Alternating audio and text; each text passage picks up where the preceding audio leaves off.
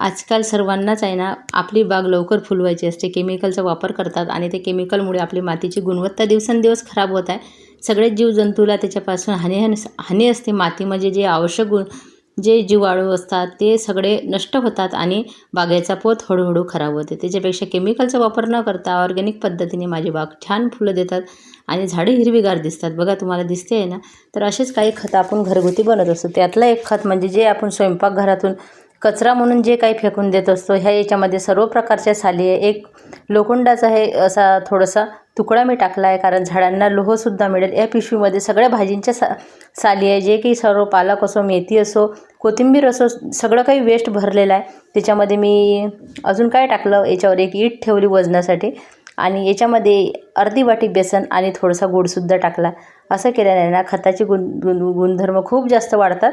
बघा अशा पद्धतीने आपले सर्व खत मी वेगवेगळ्या पद्धतीचं करत असतो. हे काही दिवसाप्रमाणे केलेलं होतं ना, त्याचं पण तुम्हाला थोडासा व्हिडिओ आलेला आहे. अशा पद्धतीने वेगवेगळ्या खतांचा वापर करून मी बागेमध्ये छान असं उपयोग करून आपली बाग फुलवते आणि मातीची गुणवत्ता दिवसेंदिवस वाढत आहे. जशी गुणवत्ता वाढते तसा रिझल्टसुद्धा उत्तम वाढत असतो. आणि आता जे खत तयार केलं ना, ते समोर तुम्हाला दिसेल. बघा अशा पद्धतीने छान याच्यात लोहाचं सुद्धा हे उतरलेलं आहे. लोखंडाचे जे काही गुणधर्म असतात ते याच्यामधून लोह आपल्या झाडांना मिळणार आहे. आणि मी तुम्हाला सगळ्या प्रकारच्या भाज्या अशा पिशवीमध्ये तुम्ही भरल्यामुळे डायरेक्ट याच्यामध्ये म्हणजे तुम्हाला फंगस वगैरे लागणार नाही तुमच्या बागेमध्ये आणि तुम्ही तसं गाळून घेऊ शकता. पण आता गाळायचं सुद्धा काम नाही, कारण मी हे पिशवीमध्ये भरलं आणि हे सगळं उपयोग करून आपल्या बागेमध्ये भरपूर फुलंसुद्धा येतात. बघा कमळला आज सकाळीच 2 फुलं दिसली आणि मला त्याचा इतका जास्त आनंद झाला ना बघून, खूप मन प्रसन्न झालं.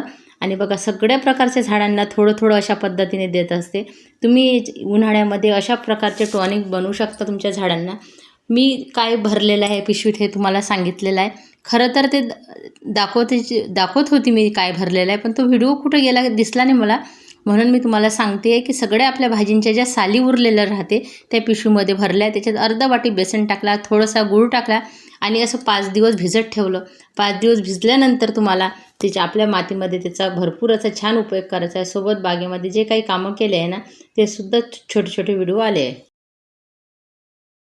अशा पद्धतीने मी बघा एक मग आता आपली कलरची जी बकेट राहते ना, पूर्ण पाण्यानं भरून घेते. 1 ते 1.5 मग हे आपलं तयार झालेलं खत त्याच्यात मिक्स करते आणि हे मिश्रण केलेलं प्रत्येक झाडावर आपल्या बागेमध्ये देते. पण तुम्हाला मी आता पूर्ण झाडांना देऊन दाखवणार नाही आहे, कारण बाग आता हळूहळू इतकी मोठी झाली ना, सकाळी पाईपनं पाणी द्यायलाच मला 1 तास पूर्ण गेलेला आहे. आणि आता खत द्यायचं म्हटलं की एवढ्या बागेमध्ये बकेट भरून द्यायला खूप वेळ लागते. म्हणून तुम्हाला काही प्रमाणात झाडं दाखवते आणि काही झाडांना उद्या किंवा दुपारी देईल. एकाच वेळेला आता मी ठरवलं, एक वेळा जर करायला गेलं ना, तर माझा भरपूर वेळ त्याच्यात जातो आणि बाकी कामं बागेमधले राहून जातात. आता बघा हे अपराजिताच्या वेलाला, अपराजिता म्हणजे कोणतेही आपल्याला हारू न देणारं हे प्लांट, म्हणजे बरेच रोगांवर याचा उपयोग होते. त्याच्यामुळं हे आपण घेतलं पाहिजे आपल्या बागेमध्ये जे काही निघते ते. आणि मी बघा हे सर्व फुलं तोडल्यामुळे आहे ना, ह्या फुलांना अजून जास्त फुलं येते या झाडांना. हे गुलाबाचं झाड बघा, वरच्यावर याची कटाई केल्यामुळे फुलं आले ना, ते कापून टाकायचे आणि अशा ऑर्गॅनिक खताचा उपयोग करते.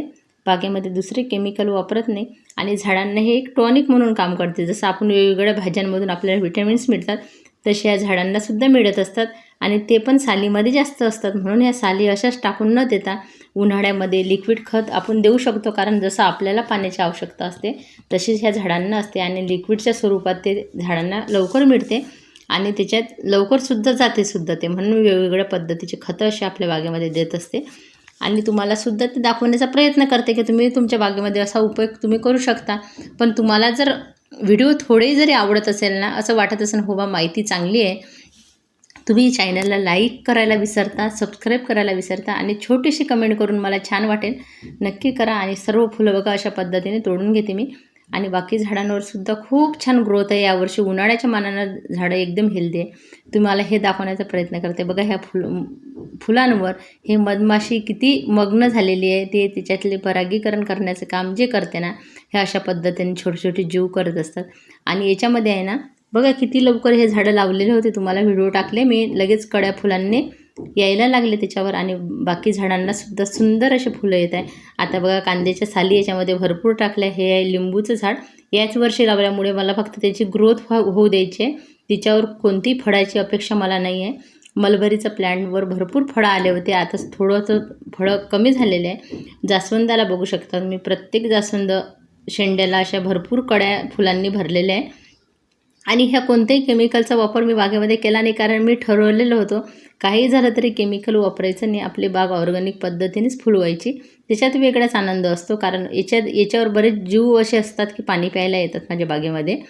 ते मधमाशी असो की अशा वेगवेगळ्या प्रकारचे मासे असतात की आपल्याला काही याची मला नावं नाही माहीत, पण दिसतात मात्र दररोज येते मी तेव्हा, तर खूप छान वाटतं. इथे बघा 4 पेरू लागले होते, याच्यातले 2 खाली गडले, कारण एवढ्या झाडावर इतके पेरू लागले आहे ना, तर मी वाटच पाहत होते. काही मला वाटत होते तोडून टाकावं, पण तोडायची तरी इच्छा होत नाही, कारण मला माहीत होते एवढेचे एवढे तर मोठे होणार नाही, पण तरी बरेच टिकून राहिले ते.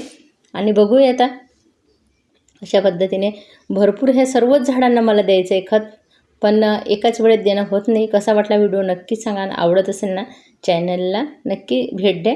आणि असेच मी ऑर्गॅनिक पद्धतीचे वेगवेगळे खतं बागांना देत असते, आणि आपली झाडं फ्रेश आणि आनंदी आहेत, आणि त्यांना पाहून मी सुद्धा आनंदी आहे.